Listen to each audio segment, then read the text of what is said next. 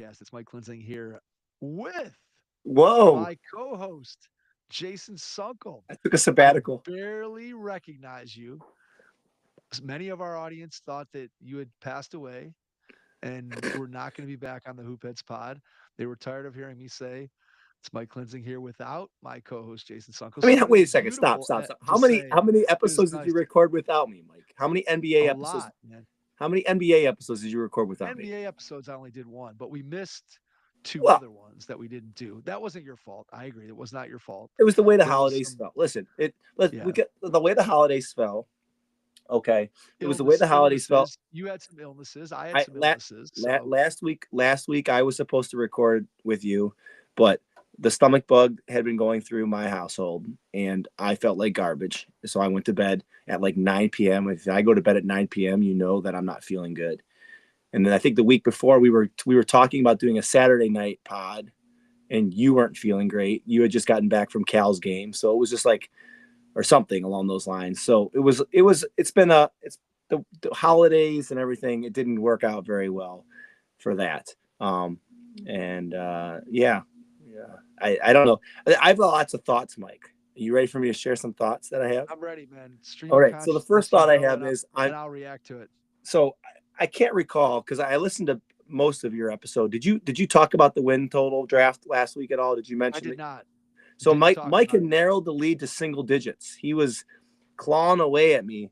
But this week was a bad week for Mike because it went from 9 to 18. I am now up by 18 again. So I don't know. I think the fact that Golden State didn't win a game this week, and Indiana's on a bit of a tear before losing to the Cavs tonight. So I'm back up by 18. So I'm gonna take that to the bank, baby, for so far. Second of all, I just want to the main thing that I want to touch on is, and this is something that you and I discussed on the last pod we did. So I want you to take your brain back. And I said, I chose to watch WWE instead of basketball. We had this conversation, right, Mike? We had this conversation. You remember this conversation? I recall. Here's the state of what I thought about the Christmas slate, Mike. I watched only one of the games, and I watched the NFL game instead of the Christmas Day Cavs basketball game. I I and I don't know if there's my problem is this. The slate wasn't good, in my opinion. And this goes back to what we talked about. The slate wasn't good, and they need to do something. They need to wait. And I brought this to the table last time. This is my big sticking point that I think the NFL was able to move an NFL game in the matter of 4 days for the playoffs because of the terrible wildfires in Los Angeles. The NBA should be able to, on December 1st, come out with a Christmas Day schedule. 24 days. If the NFL can do it in a matter of 3 days. And I guess I don't know I don't know how much of this you paid attention to with the NFL having to shift the game to Arizona on this. But when they talked to Roger Goodell about the plan, he said every week we have two contingency stadiums in place in case something is to happen and I need to move the game. I have backup plans every single week through the whole season. I have stadiums lined up and ready to be in locations. And I know it's different because an NBA arena versus NFL stadium, an NFL stadium during an NFL season is not being used for anything else. Whereas like the quick, this week, the Cavs are out of town, so Disney on Ice is coming. I get it. I understand that. But if you block dates off, if you're an NBA friend, you should be able to do this. So I'm planting my foot in the ground that they need to do something to make the NBA games intriguing. The only NBA Christmas game to me that was intriguing was Warriors Lakers, and it was got the two oldest superstars in the league playing. And I mean, it probably was the best game of the day. Like, I know the San Antonio game was pretty good, right? The San Antonio game was good, but that was at 12 Yeah. o'clock. That was buried at the beginning of the day. And quite frankly, I didn't watch any of that because I'm still doing family stuff at that point. That game was probably if they play that game at 5:30 instead of at 12, that's an intriguing game to me. but it was buried at the beginning of the day. And I mean, I'm still like, kids are opening presents, they're doing their thing. Then we have, our Christmas lunch or whatever. And by that point, it's like 1:30, and I've already missed the whole thing basically. So that was probably the second most intriguing game, right? Would you agree? That first game? Yeah, that was a great game. I mean, just from a standpoint of Victor Wembanyama putting his stamp on Christmas Day, let's put it this way, he's definitely going to be playing on Christmas for the foreseeable future. And he put on quite a show. Obviously came up a little bit short back on Christmas Day against the Knicks, but an incredible performance from Wembanyama, which kind of just goes along with the performances that he has put on all season. And he started off maybe a little slower than people thought, but certainly he's taken off since then. I do agree that that game being the first game of the day made it probably a little bit more difficult for people to get caught up with it. But I do think that that was a compelling matchup with Wembanyama and the Spurs in New York. You're right, though, 100% that the NBA does have to figure out a way to be able to jimmy the schedule to be able to make sure that you have the best teams playing on Christmas Day. And look, it still was based upon a sort of the geography. When you think about the New York Knicks, it was based on presumptive star power, although hard to imagine that Giannis in Milwaukee wouldn't have been there. In no world that I live in is Giannis not one of the top Listen, sign me, Mike. players. Sign me up for next Christmas. Cleveland Cavaliers versus the Oklahoma City Thunder. Well, if you get a game that's anything like the one that they played last week, and of course they're going to play again here in a couple days on Thursday, That was the game best. by That was the far. best basketball game of the season. There's no doubt in my mind. Now, look, we're Cavs fans, but that was one of the most entertaining, well played, and just both The teams flow competing. was so Yeah, good. The flow was both good. teams competing, playing hard, and playing at a very, very high level. I mean, other than Donovan Mitchell, who struggled to shoot the ball, everybody on both teams, I would say, played pretty well. It's just a game that was played at a super high level. And going into it, there was a lot of talk about what Oklahoma City had done to Boston in whatever that was a couple nights before the Cavs Thunder game, where Boston only scored 27 points in the second half. And there was the talk about how great the Oklahoma City defense was. And this isn't to put down the defense, because in any one given game, team can shoot the ball well and do what they do. But offensively in that game, the Thunder defense didn't provide nearly the resistance to the Cavs offense that I think most people, at least as far as national experts, thought that the Thunder defense would be able to do. And it points to what's been so good about the Cavaliers all year is just the fact that their passing and their ability to exploit whatever mismatch that they can find and penetrate and puncture the defense. And then within one or two passes to be able to generate a really, really good look. They were able to do that against Oklahoma City last week just as easily as they've been able to do it against almost every team that they've played.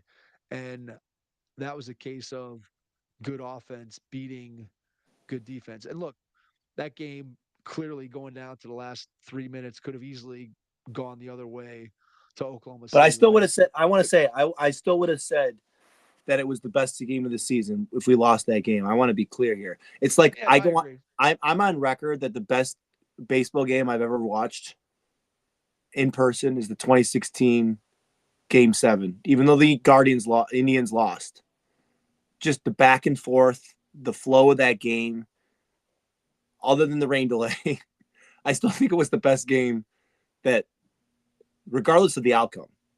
I think it's the best high level baseball game I've ever been in person or like watched from beginning to end. Honestly, Makes sense. and that comes from a guy who Game. had his That heart was a broken. great game. Hard to believe we were both there. And yeah, and we didn't know it. I was there with Berkey. I've told you this before. I was with Berkey. Yeah, crazy. So, anyways, so my big takeaway of the Cavs, like they're clearly like I know they listen. They've lost 2 games to the Hawks. They lost the game to Indiana the other day. But listen, Indiana's playing well. I want to be clear here. I think, Indiana's playing well, and they played well with Halliburton and without Halliburton. They had been on a tear. I'm not saying they're great, but they're a solid team. They're not. It's not like we're losing to the Wizards. That's my biggest takeaway, Mike. When you look at the teams we've lost to the Hawks twice. We've lost to the Celtics. We've lost to Indiana. Who's the last team we've lost to? Well, let's pull up the schedule. Early in the season. It was an Eastern Conference team because we haven't lost to a Western Conference team yet. I'm going to pull it up while you're talking. Wasn't here. Detroit, wasn't Philly, wasn't Miami. Okay, and Miami's. I mean, this was before Jimmy Butler decided to say, "I'm not playing with you anymore." But all 5 of those teams are above 500, Mike. They're all above 500. All right. They're all probably play. I mean, Miami may not be a playoff team by the time this is all said and done. We'll have to see what happens. But we're beating teams that we should beat. And the teams, listen, every team's going to show up and give us their best shot now at this point. There's no doubt about it. They're not going to be I mean, even if you look back to what was that? The game after the Thunder game when we played on Sunday. Toronto Raptors. The day after that was not Sunday. They sat Mitchell. Obviously, they sat him. He didn't have a good game. They were like, we're going to give him a day of rest, and they looked terrible for the first 3 quarters. They didn't look out of sync. They just lived up to the height. What did I text you that night, Mike? JB's Cavs would have lost that game. JB's Cavs would have lost that game. 100%. 100%. There's no the way this is going, to me, there's no way that we get anything less than a 2 seed at this point, right? We agree with this statement. You agree with that statement, Mike? Yeah, there's no way that they're going to fall below New York or Orlando, Milwaukee, whoever you want to think is going to climb up to the 3rd spot. Yeah, there's no way that you fall. But I'm almost ready to say they're almost locked into the 1 seed unless something tragic happens. Because listen, Boston is not the same team that they were last year. They don't have an edge on them right now. They're kind of and they're still what? They've got 28 wins, but they're just coasting those 28 wins. They're just there, right? And whereas we have 34 wins, and I think we have a 6-game lead on them now. It's the Cavs are just they're really fun to watch. Oklahoma City is super fun to watch. Houston, I have to say, I finally saw a game of Houston over the last week and a half. They're fun to watch, Mike. They are fun to watch. Sacramento without Mike Brown, fun to watch. Not tonight though. Sacramento, that's the other thing.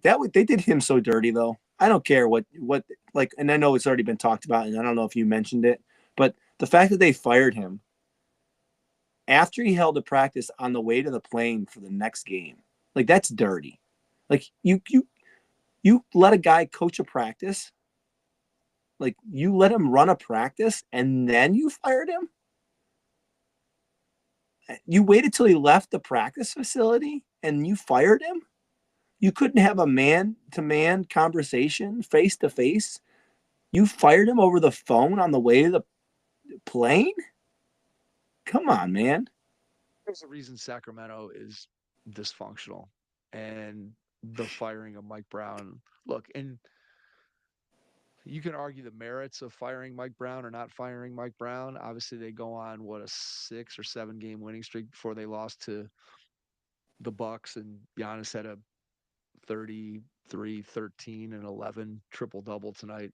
But clearly, I'm not crediting the win streak to Doug Christie or to the removal of Mike Brown, but I think you can probably figure out a way to justify firing Mike Brown, but clearly, and look, it's been talked about a lot, but just the methodology that you just described of how that process went down doesn't really seem like the way that a professional organization would handle that particular situation. So it's look, Sacramento, dysfunctional as they are right now, they're still, I believe, sitting at the bottom end of the Western Conference play-in standings. And I mean, people thought Sacramento, I guess 20-20 probably means they're underachieving. But if you look at the teams that are sort of right around right around them, I think most people probably thought Sacramento, best case scenario, right? Maybe they get up to 5, maybe 6. And so you're looking at basically slots 6 to 10 for Sacramento, and they're solidly right in that mix where they are after the win streak. So again, I don't know that I attribute that to the masterful coaching of Doug Christie or the removal of Mike Brown, but Sacramento does have talent. De'Aaron Fox, really good player. Sabonis had 28 rebounds in a game the other night. DeRozan's a proven player. So I don't think that it's a complete shocker that Sacramento has climbed up the standings a little bit, especially when you look at the teams that are behind them, which 3 of the 5 teams that are behind them are completely tanking as much as they possibly can in Portland, Utah. And I don't know, are the Pelicans tanking? I really have no idea what they're trying to do, getting Zion back on the floor, who he went for 21, 9, and 7 tonight. So Well, at least he showed up on time. showed up on time. He looks like he's in shape. New Orleans is just Wait. that. Question. Did Zion Okay. Williamson? I have a question for you. We had this Okay. talk a while ago. Didn't Zion Williamson? Oh no, that was Anthony Edwards that said that his favorite, if he was an NFL player, what player would he be? He said George Pickens, right? I believe that's right. Yeah. Yes. See, if it would have been Zion, it would have really been apropos, considering they just said that George Pickens showed up an hour and a half late to the Christmas Day game. Did you see that today? I did see that. Yeah, I did So see that. that's why I was thinking I could. That's why I was really hoping to link Zion and him together. But Why rush? Why rush in? Why rush in? So one final thought on the Cavs, and you mentioned half of the point that I want to make, which is the win over Toronto, and then I think you look at tonight's game, and clearly you lose to Indiana at home, breaks the 11-game winning streak, and now you have to go into Indiana and try to avenge that loss.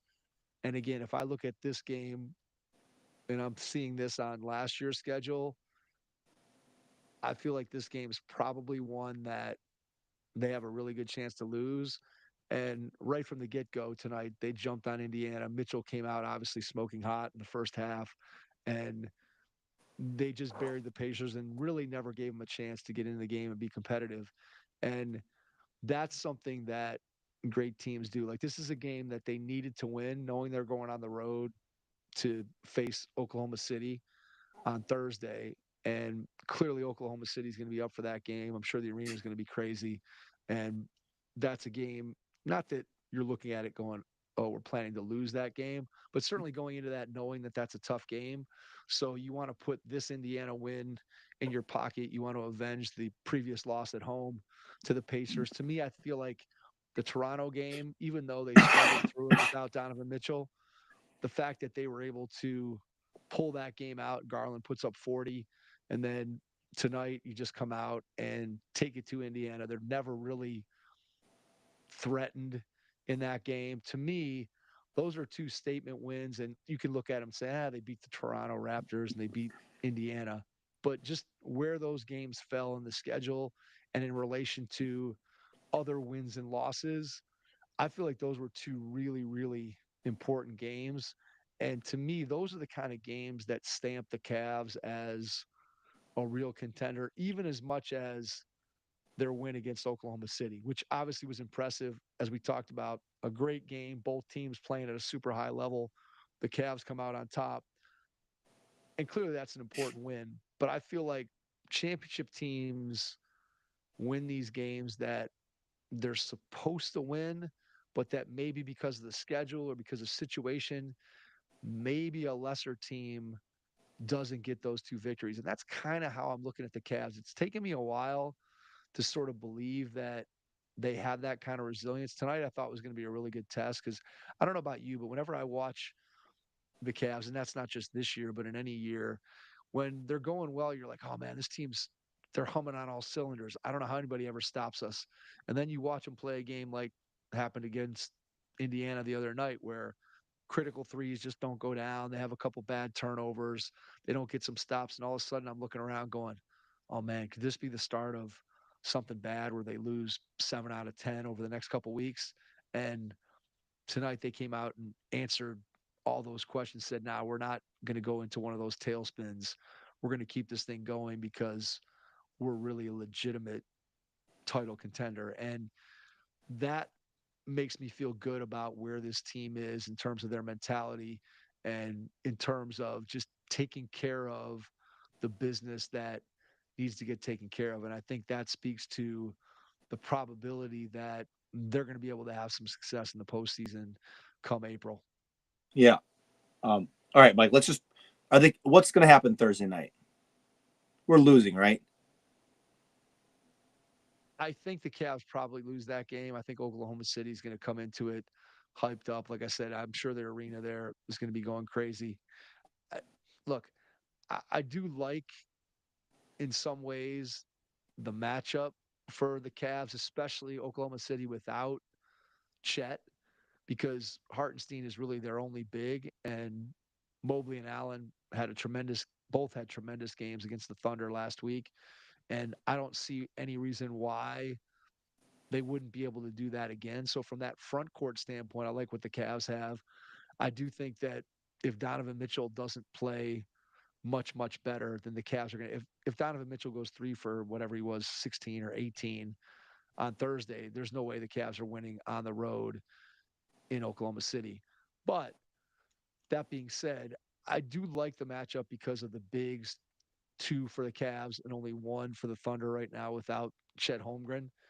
And the question I think just becomes in that battle of the defensive-minded backcourt with Dort and the size that Shea brings to the table, can Garland and Mitchell have good offensive games? And then also, who can we use to continue to slow down Shea so he's not putting up an efficient 35? Can we make him take like we did? Because he was not here? efficient. He was not efficient, super efficient in that game in the first No, half. The second half, he was better, but yeah, but I forget his overall shooting numbers weren't great.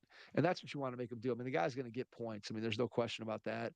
What you want to do if he's going to score 30, you want him taking 25 to 30 shots in order to do that. yeah, And if the Cavs can force him to do that, then they're going to be in pretty good shape. I would expect that the Thunder is going to come out ready to play. Cavs coming off this win. I'd give the Thunder 70-30 shot at probably winning this game.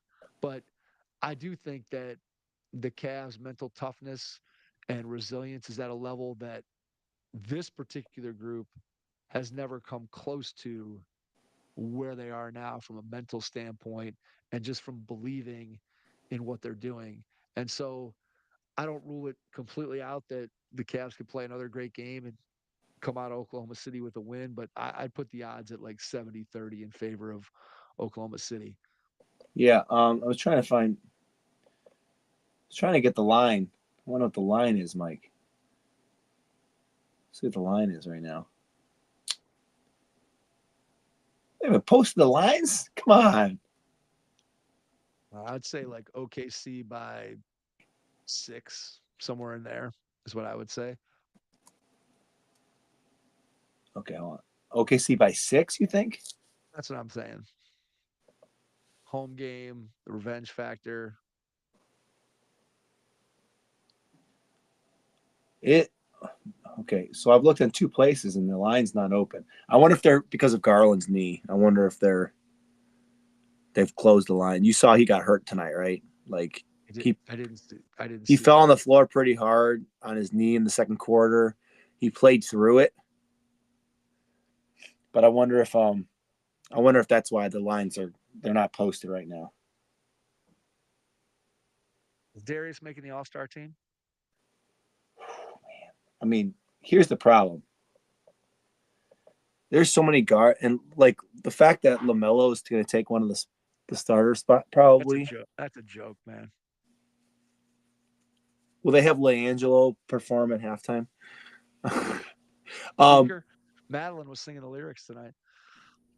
Were they playing it at the game? I don't know. I don't know where she picked it up, but yeah, it's she was singing the lyrics. Then I just kept messing up. She kept trying to teach me one line. I just kept messing it up. I don't know if Garland's gonna make it. Come on, he's right. I mean, he's a shade under right now. He's shooting 49.8% from the field, so he's almost 50. He's 49.8, 42.9, 91.7. I mean, that's crazy numbers. Come on, that's crazy. I mean, that's ridiculous. Just under 20 a game, or I'm sorry, just under 21 a game, and he's averaging almost 7 assists. And how many minutes is he playing a game, Mike? He's playing 28. Darius Garland's playing 30.2 minutes. So I mean, you project that was because of the overtime game. Yeah, I mean his per 48 is ridiculous. I don't. Okay, so here's the thing: Mitchell's obviously going to make it, right? I mean, there's no question that just across. Mobley should make it too. Mobley should definitely make it. I mean, you look at Evan Mobley, and he had another great game tonight. He's averaging 19. They're 8-0 when he's made 3 threes, Mike. Yeah, 3 of 4 from 3 tonight. I think to me he's a lock. And then I don't know, I forget which pod I was listening to. It might have been Jared Allen should be able to lock them. Right. It might have been Windhurst. When you start looking at the front court in the East, like Jared Allen basically is, I mean, he's almost a lock. So then are you going to put 4 Cavs where if the Cavs end up taking an early exit in the playoffs, you end up having to be the joke of the 60-win Hawks with 4 All-Stars that got punked by LeBron. Now, look, I don't think that's going to happen to this Cavs team, but you can make a pretty compelling case that all 4 of those guys, especially considering the fact that none of them are playing huge minutes, and you just look at their numbers, it's kind of ridiculous. I don't see – I mean, to me, Allen is probably the one guy that from a talent standpoint or from a whatever, you get what I'm saying. I think to me, Mitchell. Yeah, but what's a bigger joke is they won't all be on the same team. Because of the stupid new rule. So you're gonna have a situation where the 3 teams, one of the teams is gonna have 2 of them, and the other teams, like if they all 4 were to make the team, like you almost have to have it like they're all going to be on the same Mobley and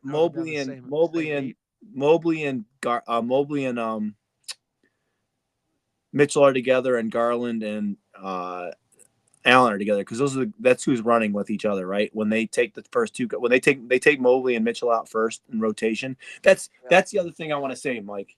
Kenny Atkinson is running a rotation and is consistently running a rotation unless something happens like foul trouble. But Mitchell and Mobley are coming off the floor together, and Garland and Allen are coming off the floor together. Do they have minutes where they're like not together? Yes, they do. But the rotation is pretty consistent every single game. You know, whereas JB, it was like, who knew who was coming off the bench first? Like, you never knew. That's the biggest thing with this Cavs team, in all honesty. I mean, obviously, the performance of the 4 best guys is a huge factor, but an equally huge factor is that no matter what lineup the Cavs put on the floor, you always have 2 of those 4 guys as a part of that lineup. And it just feels like we're not playing anybody who stinks. Like, every lineup that goes out there is competitive. It's not like, okay, the Cavs star is off the floor, we got to win these 4 minutes or we have no chance, because it's not like that. Every lineup that gets thrown out there is a plus. And when you throw Max Strus back in there, and he's been good since he's come back, and the Cavs, honestly, they're legitimately like 11 deep. If not, well, let me think. 1, 2, 3, 4, 5, 6, 7, 8, 9, 10. Yeah, they're in 11. They're 11 players deep, and that doesn't even count Craig Porter Jr., who I feel like if you put Craig Porter last Jr. year, Mike, he was huge last year. So I'm saying, if you put him out there on a regular basis, I feel like I'd be completely fine with him playing. Mike, I'm even going to go one step further. When Jalen Tyson's been out there with the Stars, he hasn't looked terrible. Yeah, he's been fine. He's going to be a good player. He's a little rough around the edges, but like he's He's serviceable. Like Yeah, he's gonna he be a would good player. he would be in the rotation on at least 8 NBA teams. I agree. Which, by the All way, right, Mike, I got to tell you this. The Utah yeah, Jazz are playing in New Orleans on Martin Luther King at 8 p.m. okay. You can go to the game for $2. There you go. It's a steal. I like it. You know, my dad was really confused because we're going to the game on Martin Luther King Day because the Cavs are Okay. playing at 3, and he's like, "Why wouldn't they move the Cavs game to 8 p.m.?" I'm like, "Because the national championship, Dad. They're not going to move it now. Like if Ohio State wasn't in the national championship, maybe they would consider it, but it's not like it's even a Right. prime time game. Yeah. It's Right. because they're not. It's Right. not a nationally televised game. So because it's, I mean, it's a good game. It's Phoenix and the Cavs. It's Durant and the Right. Cavs. Yep. Like, but Yep. but All right. One more Cavs thing. yeah, This is the last. This is the last point, and then let's move on from all 31 minutes in. from all of our Cavs talk. Understandably so. Look, I mean, 33-5, and or 34-5. Are we 34 34 and and 5 5 now, now? baby. 34. 34 Sorry, and 5. 34 and 5.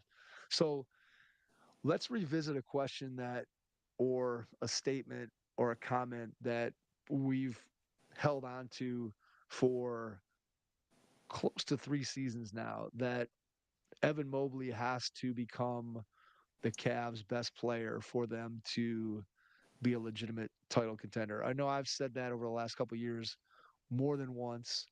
How close are we? More than 100 times, Mike. More than 100 Okay, times. more than 100 times. Okay, how close are we? I'm not saying that Evan Mobley is better than Donovan Mitchell right now. I don't think anybody would make that claim, but how close are we to Mobley being 1B.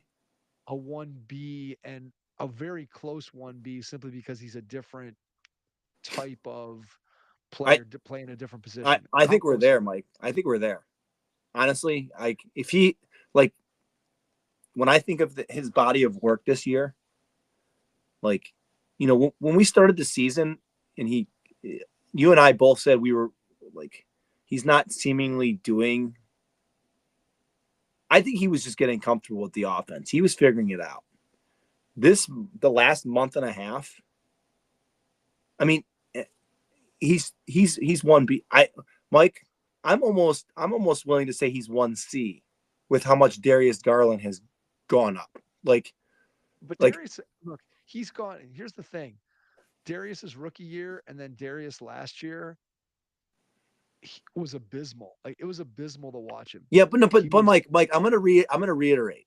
He was good okay. last year until he got hurt. Right? No, you're right. He 100%. was Look, good until the he got injuries, hurt, and a facial fracture for sure, messes with your brain. for sure, Okay, for sure, it for sure. 100% messes with your brain because you're worried about every contact.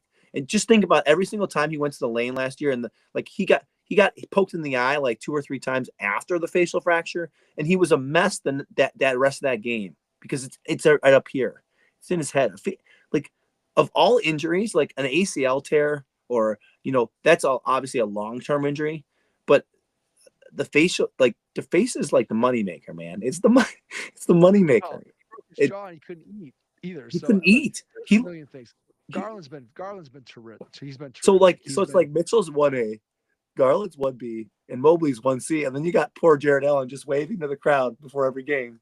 Hi, I'm here. I promise. But here's what I'll say, and this is why I've been saying it, to quote you 100 times, is I still feel like, and anybody who's listened to this podcast for any length of time, I've been talking about this in our NBA episodes, that a little guard, not that Donovan Mitchell is little, Darius Garland, maybe for NBA standards, you could qualify him as little, but smaller guards in the playoffs, I feel like there are ways, there are schemes, there are things that teams can do to take those guys away. You put a bigger defender on him, you put a stronger defender on him. There are things that you can do to make those guys at least give the ball up because of the physical disparity possibly between them and their defender.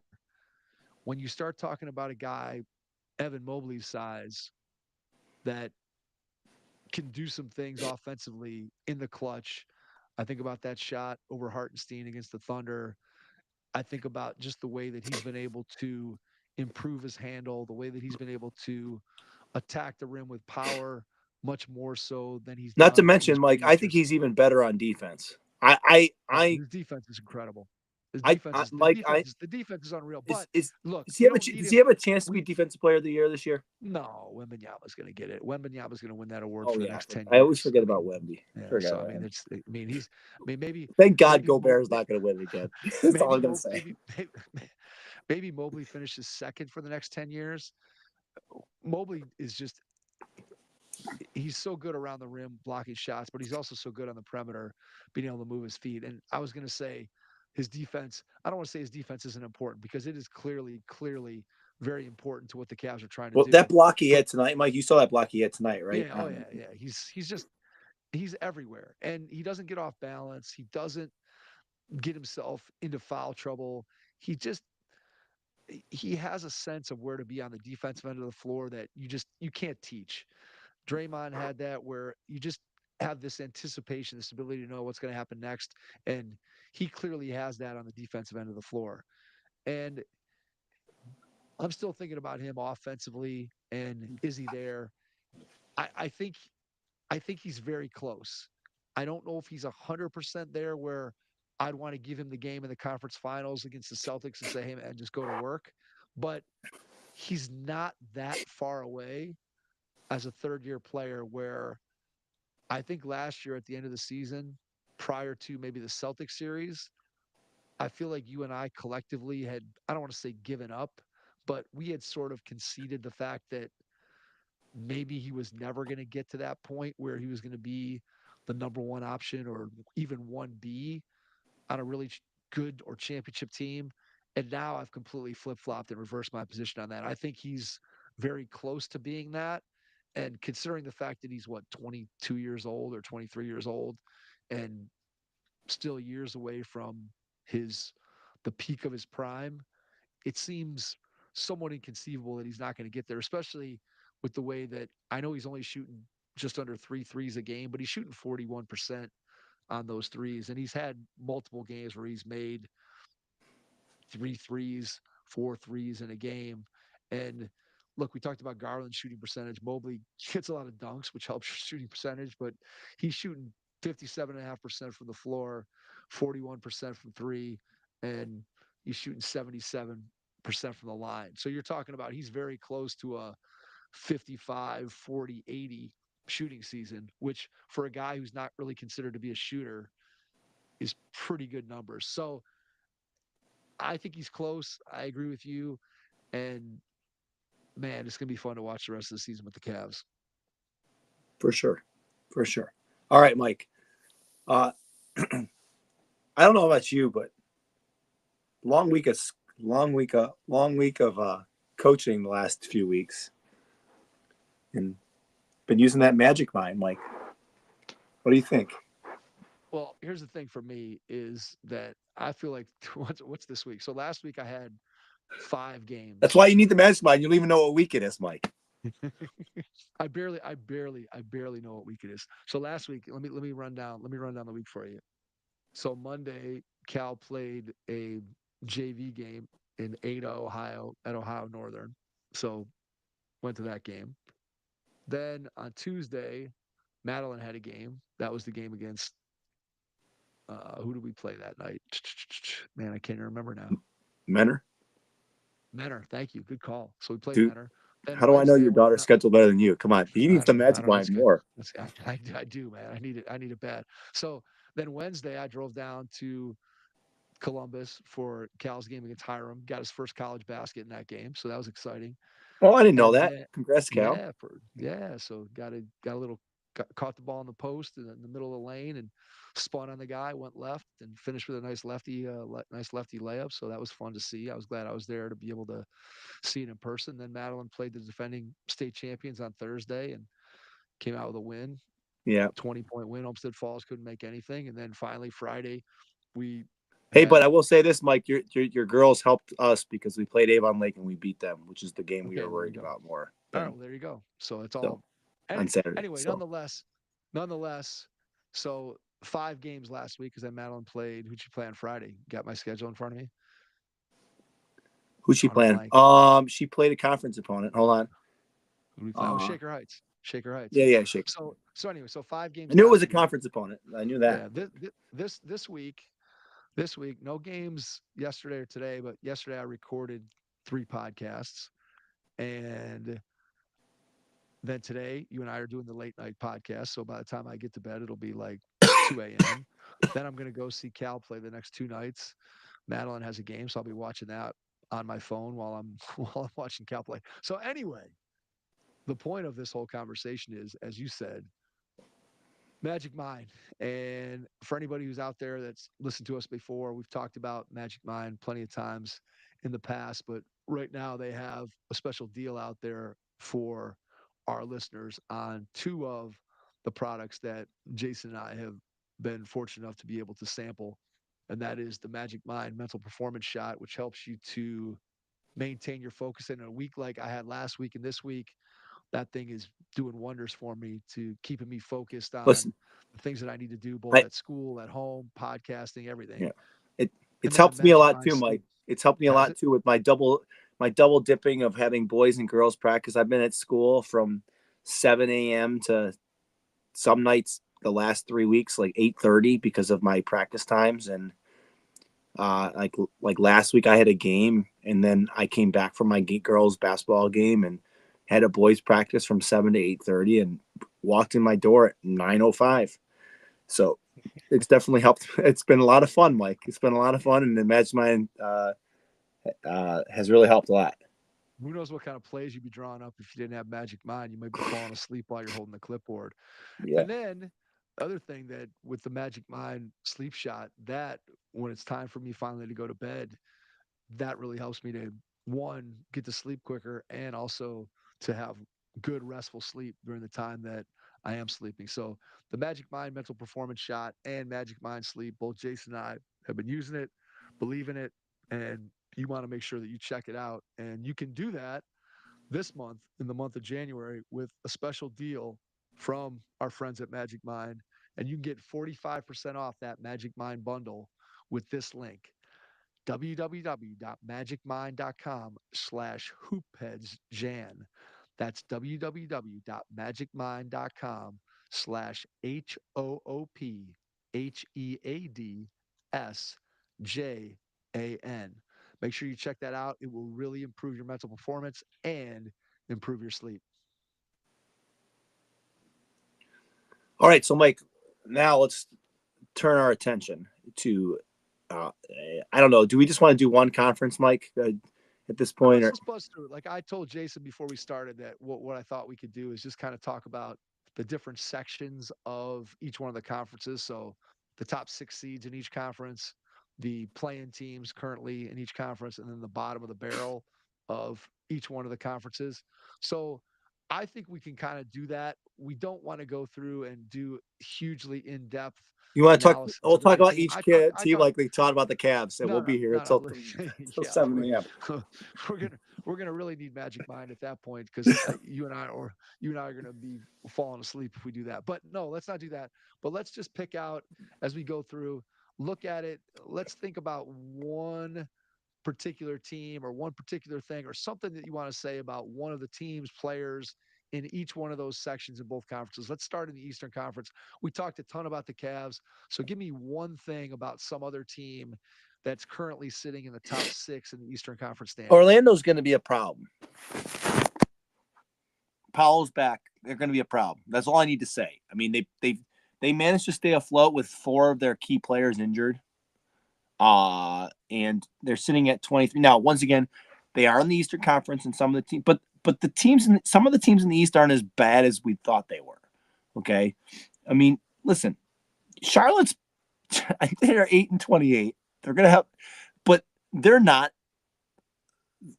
pitiful. When I look at the bottom of the East and I compare it to the bottom of the West, I think the bottom of the West, I mean, I don't know, man.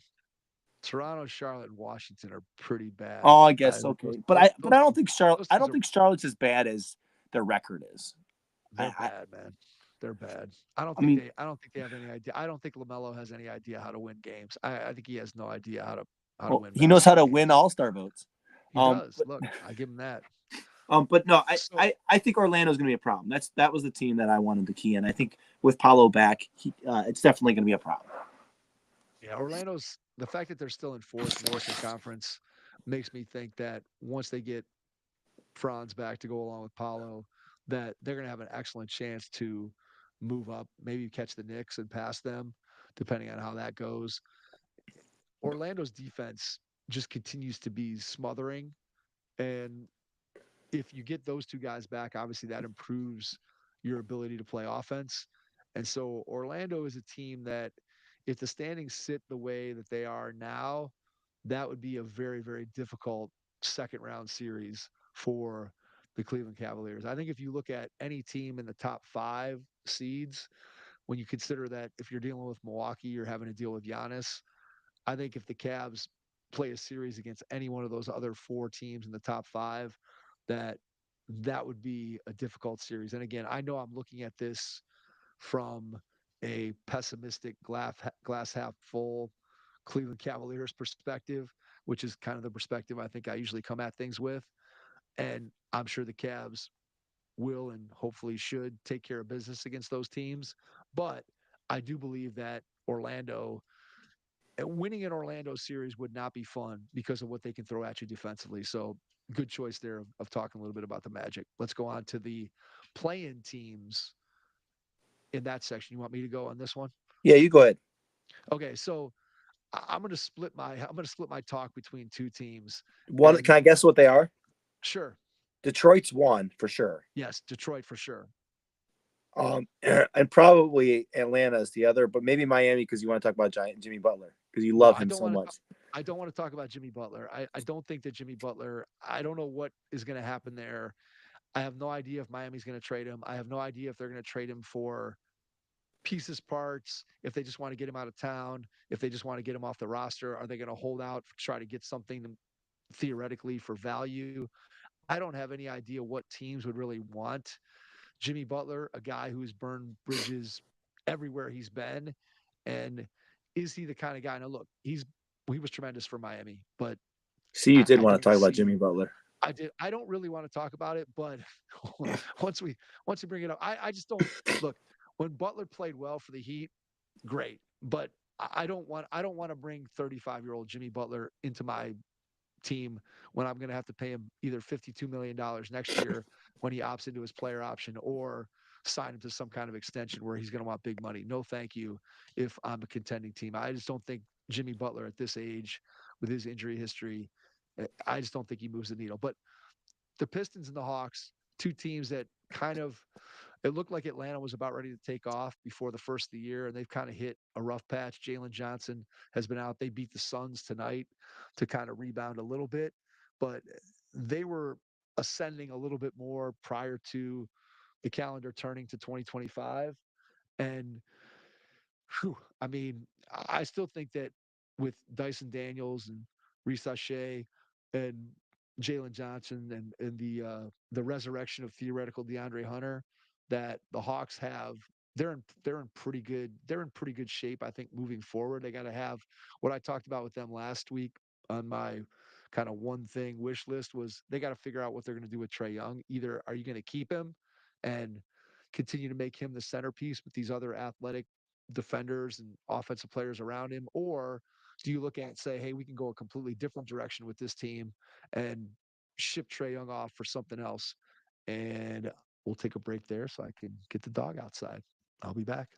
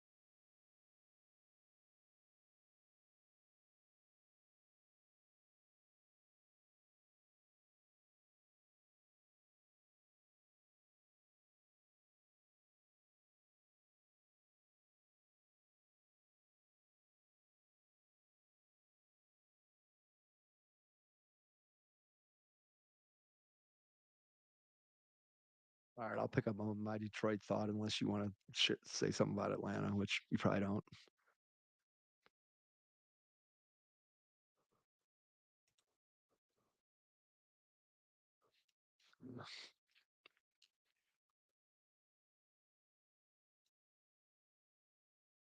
For some reason, I can't hear you now.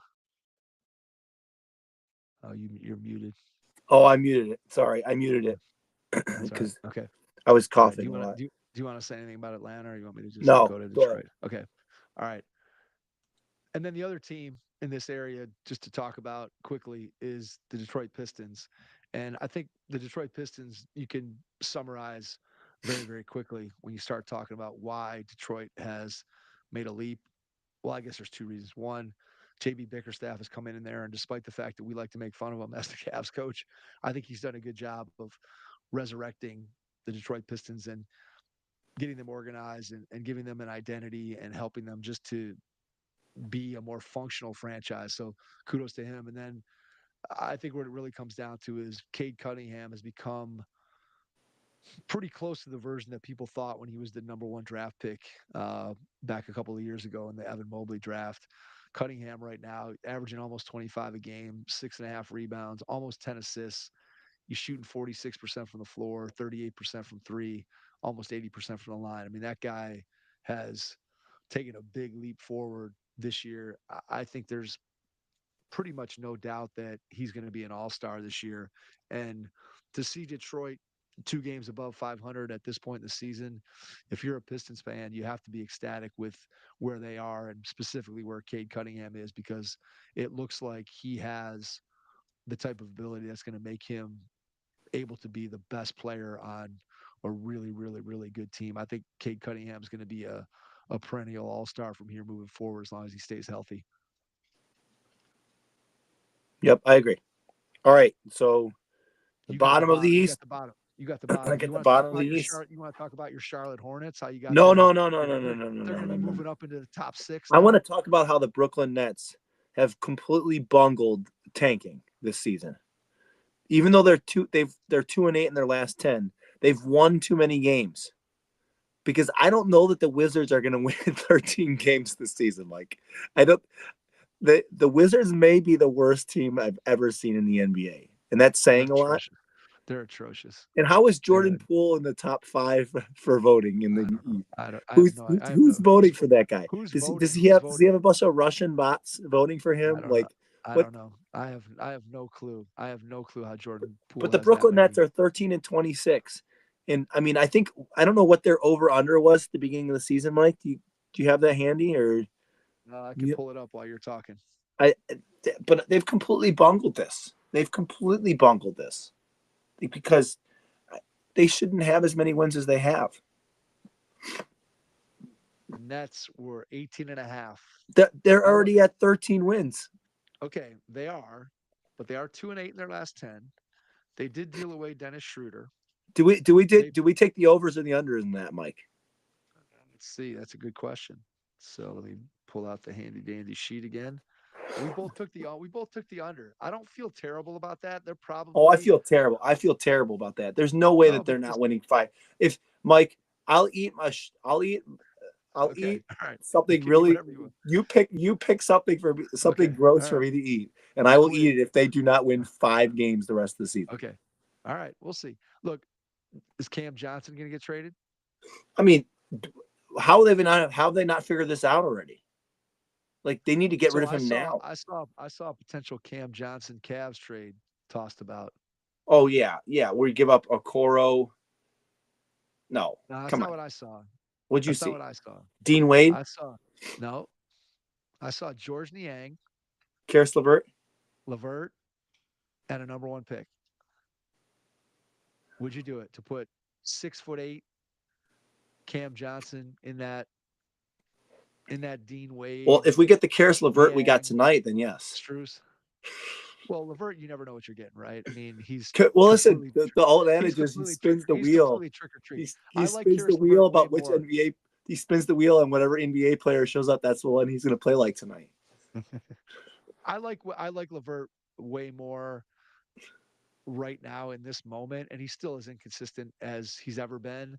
But I like him way more at this moment than I think I ever have during his Cavs tenure. But to me, George Niang's been great this season. He wasn't very good last year. He's been great during this regular season. He's definitely an ornery guy that gets under other teams' skin.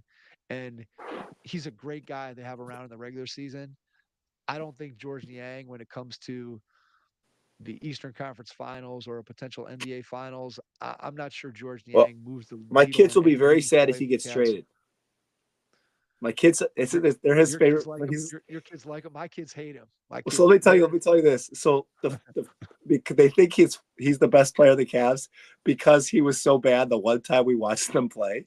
So I've gone to 2 games this year, Mike, and the 2 games that we've gone to, he scored 20 points in both of the games. So there you Mike, go. Look, so I always text my buddy who bets money. I don't bet any money. I'm a good boy. I text him, we're going to the Cavs game. He went to the Cavs game with us the first night. I'm like, my kid's favorite player is George Niang.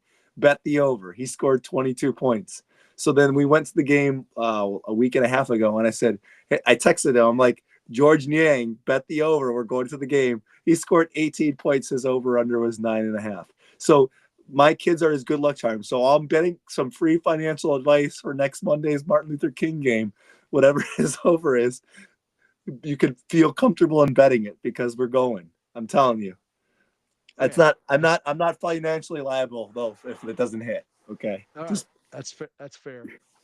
So my point on that trade is you're giving up Niang, who I don't think in the postseason, I don't think he moves the needle. You're giving up Karis LeVert, who's obviously been an important part of this team, and his offense off the bench and his ability to put the ball on the floor probably better than Cam Johnson can. But Cam Johnson's shooting, his size, and what he could bring to the table potentially in that, I'm not so sure that I can understand why the Cavs wouldn't do it, and I probably wouldn't do it either, just from a chemistry I standpoint and how good this team chemistry has and been. culture. Chemistry and culture. Yeah, I don't. I'm yeah, not. I'm gonna be honest with you, Mike. I don't think we make a move. I don't think. yeah. I think we. No, I don't think we do. I don't think we do either. But I think if in we a make a vac, move, it's gonna be a buyout market move. It's yeah, it's I agree with you. I agree with you. I don't think we're going to make a trade. I don't like think when they're the going to reach Lakers out to buy out chemistry. LeBron and then he's a free agent. Then Talk about chemistry issues. he wouldn't have chemistry issues if he came to this team. Okay, we'll see. Anyway, I We'll in see a vac exactly. We'll see, Mike. in We'll see. in a vacuum, I might make that trade for Cam Johnson just because I like what he could bring to the table.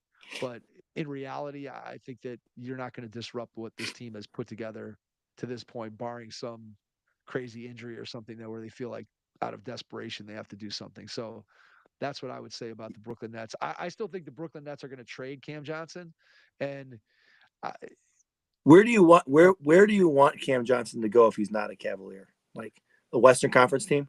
oh man, I don't know. Ooh. I mean, yeah, you don't want to go. I don't want him going to the East to strengthen any of the teams that the Cavs are going to have to compete against. I guess when I look up and down, who are the contenders that really could use a guy like that? The Lakers could use him, but the Lakers, I don't know what the Lakers could give up to be able to get him. Minnesota could use his shooting. I don't know what they would be able to give up in order to get him. I think he'd be a good fit in San Antonio, and I think he'd be a good fit in Denver. But what do those teams have to give up in order to be Yeah, able I to don't know. get Cam Johnson? I don't know what they could even bring in. I'd have to look at it more closely, but yeah, I'd want to see him go out west. Look, he's the type of player that probably could fit in just about anywhere because he's not a guy that needs the ball or is a pick and roll ball handler, but he's a guy who's going to make open threes and bring size on the defensive end of the floor. I'm not so sure he's a plus defender, but just with his size, he gives you a dimension that some other guys don't with the combination of his shooting. So it'll be interesting to see where he goes, but I'm pretty confident he's not going to be on the Brooklyn Nets come the trade deadline. And that just continues to weaken them even further. Now they may get above that 18 and a half wins, but I wouldn't be stunned if they lose a lot more games as time goes on because they're going to start tanking harder because you want to give yourself an opportunity to, even though the lottery odds are flat, you don't want to be in position 9 or 10 where you got like a 2% chance. If you can stay in the top six, you're still at like 10 or 12%. opportunity to get to the top of this Cooper Flag lottery. So, all right, Western Conference. It's my turn. Yeah, top of the Western Conference. All right, so top of the Western Conference. I want to talk about Dallas, and right now they're sitting in fifth, and they're one game out of I guess they're one game out of really falling all the way to the They're ninth going to lose spot. tonight. They're going to lose tonight, Mike. They're going to lose tonight. Yeah, they're getting killed by the Nuggets, and Dallas is in trouble, man. Kyrie's obviously going to be out for a little bit of time here, and Luka, who knows Kyrie how played long he's tonight, got Mike. to be up. He did? Yeah. Are you serious? I thought he was out. He played 30 minutes tonight, Mike. He was 4 of 18 with 11 points. I thought he was out. Well, they said his back situation, right? Yeah, he played tonight. I'm not lying to you. I'm looking at the stats right here. Look, I believe you. I thought he was going to be out for. I thought he was going to be out for a while, but I mean, he played. He basically should. He may as well not shown up. He played 30 minutes and shot 4 of 18. 0 of 3 from behind the arc. All right, so let me revise that Mavericks take. Luka's going to be out for a while, and I think without Luka, it's going to be tough for Dallas to maintain that hold on a top 6 seed. And once you start getting in the play-in, things get dicey real fast. And I think what's interesting is that's great. That's great for your NBA wins total, by the way. There you go. I mean, you have the Mavs win, buddy. Well, what do I have? I have the Mavs wins. Yeah, took them in the 7th round. That was a middle of the road. That was a middle of the road pick. Sixth round pick, baby. They're above 500. At least they're above the Pelicans wins. Here's the thing, though. As I look at the Western Conference, so if I just take the top 6 and I ask myself, can this team get to the NBA Finals? The number 1 seed, Oklahoma City Thunder, yes. The 2 seed, Houston Rockets. Can I see the Houston Rockets making the NBA Finals with the team they have now? I don't think so. Memphis? I mean, I don't know. Even if their guys are healthy, is Job, Bain, and Jaren Jackson get a special visitor, Mike. Rory's decided to pop into the podcast. Perfect. All right, we got an appearance by both dogs in the show tonight. That's perfect. I don't see Memphis getting to the NBA Finals. Denver sitting in number 4, obviously with Jokic. They've been very, very up and down, but they're 7-3 in their last 10. I could see Denver making the finals again.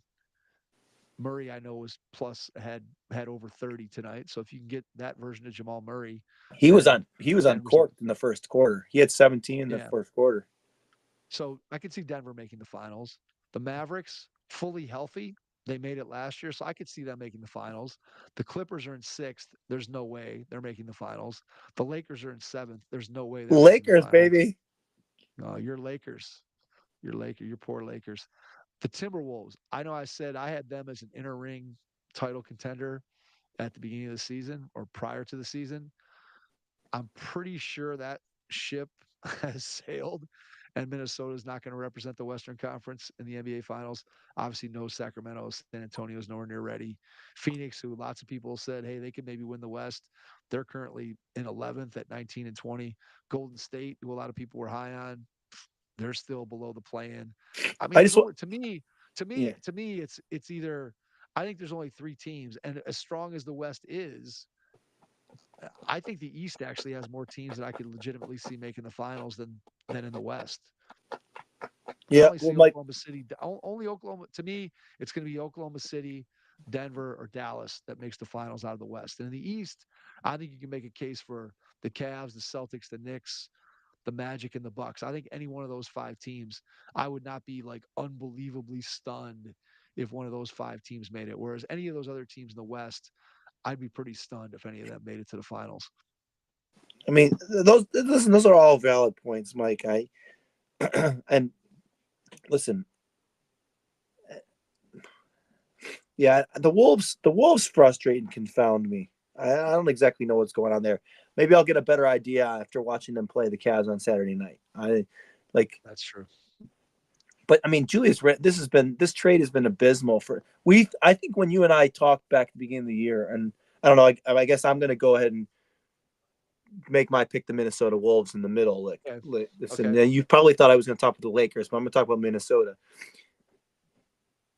When we made this trade at the beginning and before the season started, you and I both, I think you and I unanimously thought this was going to be a better fit for Minnesota than it was for the Knicks, right? Did we both agree to that statement? I hated it for the Knicks because I just don't think that Carl Anthony Towns, and I think even a week into the season, we had a podcast and I talked about how, man, the regret that the Knicks have to have trading for Carl Anthony Towns after he got off to kind of a slow start. And obviously, since then, he's completely turned it around and looked like a completely different player in many respects than what we saw in Minnesota.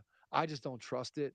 I still think it's going to backfire on New York and that Towns is going to have some ding dong moments in the playoffs that are going to end up costing the Knicks a game, a series, their season at some point. I just don't believe in Carl Anthony Towns. And so then the flip side is, how did I feel about it for Minnesota? I felt like it was addition by subtraction, just by removing Towns from the equation.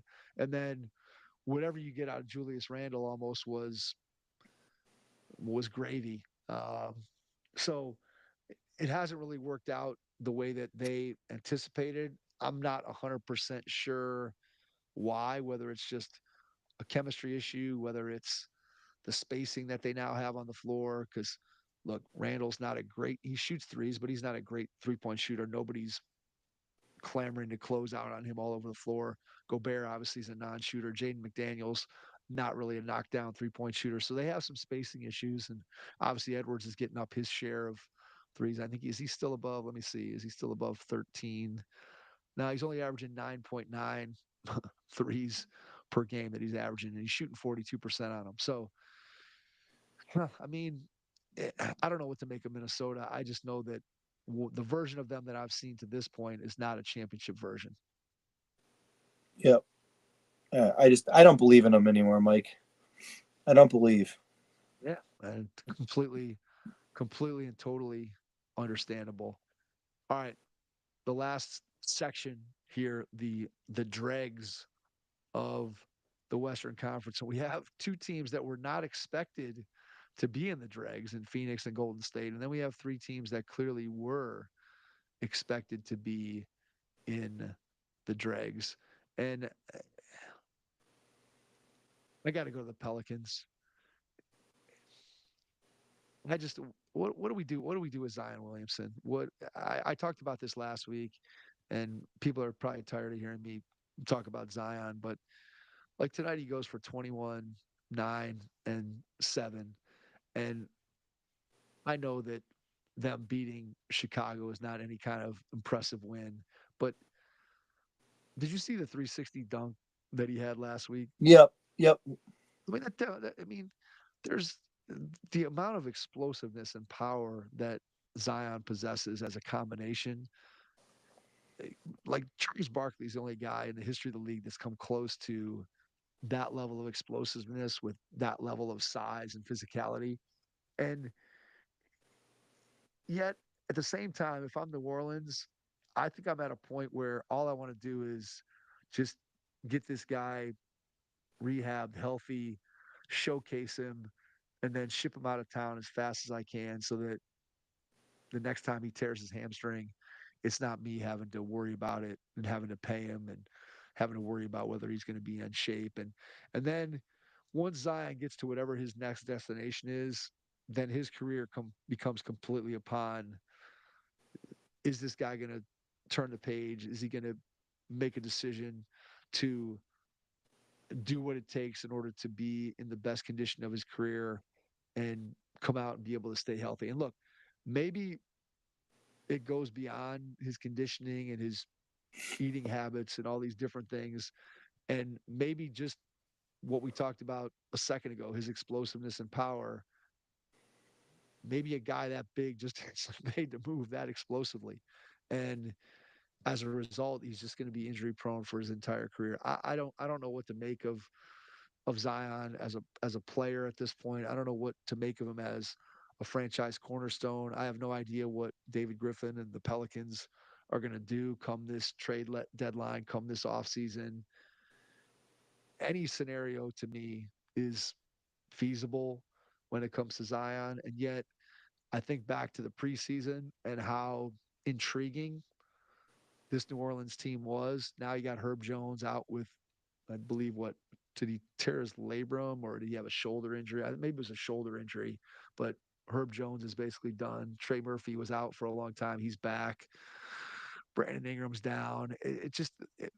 This team was so interesting in the preseason because they were going to play without a true center and they had multi-positional guys that could do lots of different things out on the floor. And it was just going to be interesting to see how Willie Green was going to put that team together.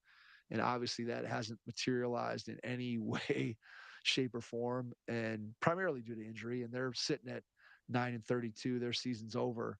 And is New Orleans going to win the lottery again and add Cooper Flag to the AD and Zion #1 overall draft picks? It'll be interesting to see where we are with Zion Williamson a year from now. That's, I think, my New Orleans take. I think the most interesting location for Cooper Flag to end up is Washington, just to see if he could survive it. All right, let's have that discussion. Okay. I didn't mean to make this another. Oh no. No. Here's all I want to say. I want you to take 15 seconds and really look at. So let's just assume that any team from 9 below, right? Because the top in both 8 conferences. Yeah. So to take the bottom 9 from 9 to 15 in both conferences right now, and if you could send Cooper Flag as an NBA fan to any one of those teams, where would you want him to go? Okay. Take 15 seconds and think about it. Give me 15 seconds. To me, there's a no-brainer where you'd want him to go. Well, San Antonio.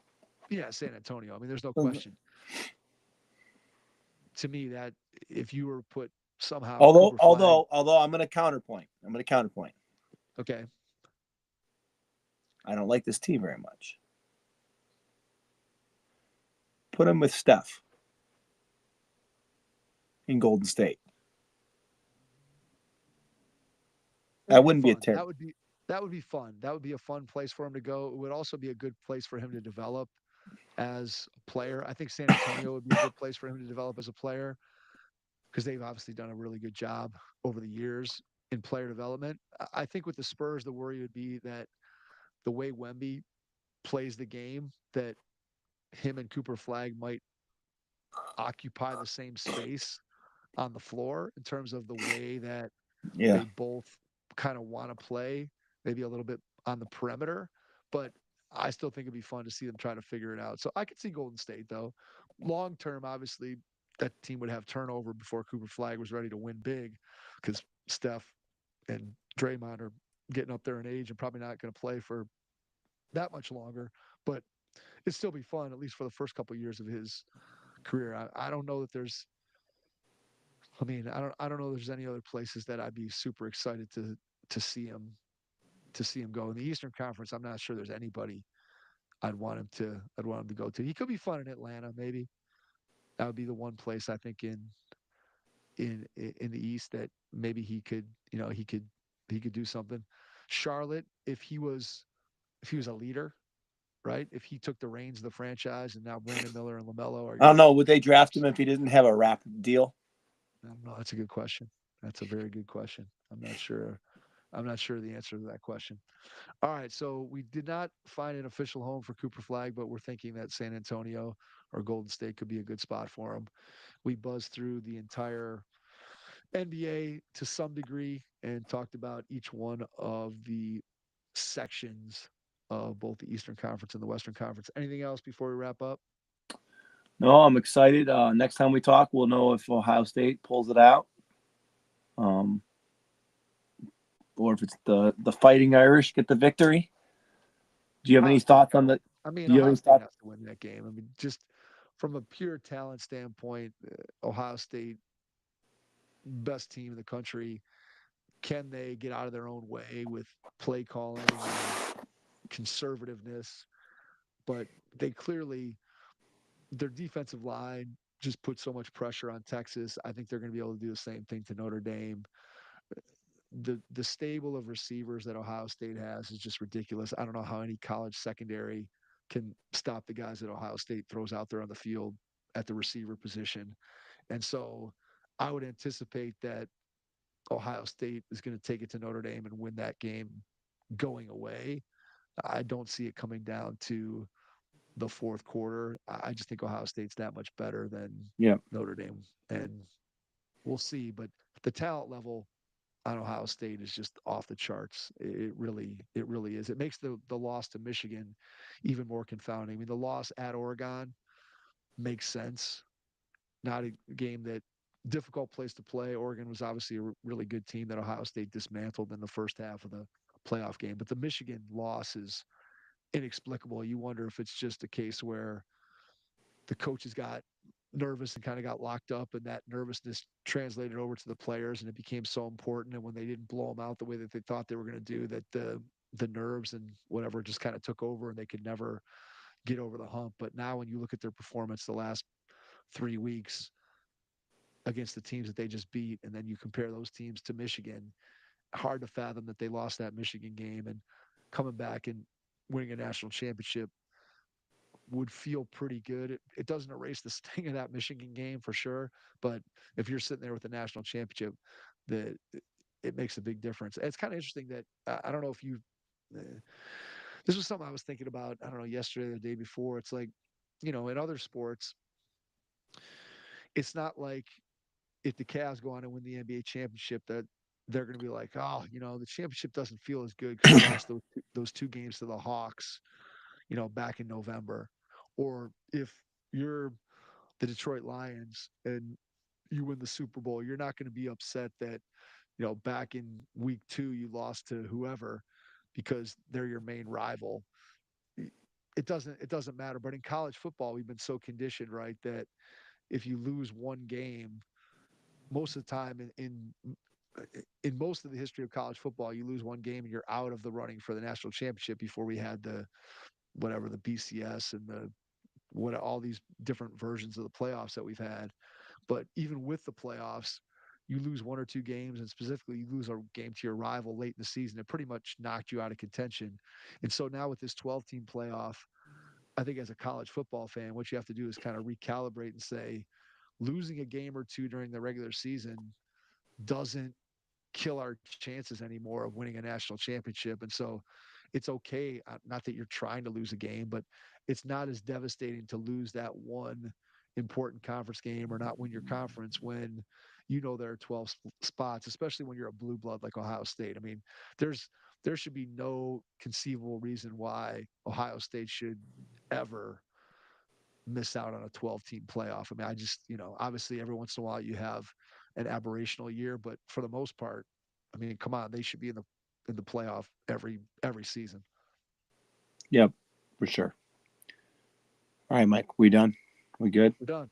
I think that is all we need to talk about. We're at we're well over an hour. So thanks for checking out tonight's NBA episode. It was great to have Jason back on, so I did not have to go Han Solo. We are glad to have you as a part of our Hoopheads audience. Thanks for listening tonight, and we will catch you on our next episode. Thanks. All right, brother. Whew, man. All right. Well, you have fun the next few nights. You have fun editing. I'm going to go to bed. Yeah, that sounds like a plan. It should be bad because now I don't even edit, to be honest with you. Now I completely just trust the Magic Audio, and I just roll with it. I just pull it into Audacity. I look at it to see if there's any glaring weird stuff, and as long as there's nothing that looks glaring or weird,